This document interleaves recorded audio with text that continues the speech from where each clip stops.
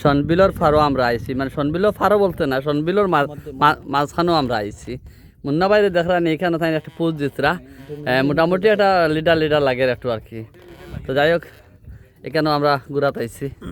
ওই দেখেন মা বিউ তো বেতালা বিউ এখানেও আমার বাবর স্যারও আসেন, আরও ভাই আসেন। মোটামুটি এখানে আমার দিলাইছেন নৌকা চালানি দেয়, তো যখন যেন যাই আমার মানে চালকার আসলে বাইনের চেষ্টা করেন, কিন্তু তুমি এই তো তাই দেখা দিব বহুত পানি।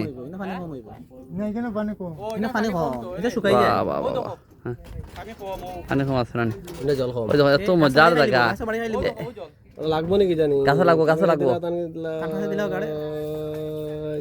দেখেন এত সুন্দর জায়গা আর কি। ওই জন্য গাছগুলো কিন্তু এত জলের মধ্যে গাছগুলো কিন্তু বাঁচিয়ে থাকে, ওটা কিন্তু মানে ওটা বহুত বড় জিনিস। যেন কত গাছ আছে, কিছু গাছ যে জলও বাঁচে ও গাছগুলা, সে জানলে গাছগুলার নাম কমেন্ট করবে, আমি এতে কম চিনিবা চিনি।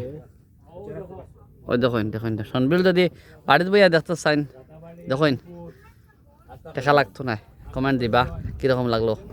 গরম কিচা গরম, আমি জাস্ট খালি আপনার তোর দেখাইবার লাগি কষ্টটা করি আর, মানে এত গরমের মধ্যেও কিন্তু আমি এখানে আইলাম না, মানে জাস্ট আপনার তোর দেখাইবার লাগি কেন আইসি।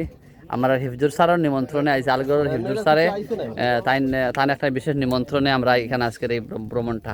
ভিতরে দেখরানি ভিতরে অনেক মানুষ আসবেন, ভিতরে বহুত দূর দূরান্ত থেকে আইসইনি কেন। ঠিক আছে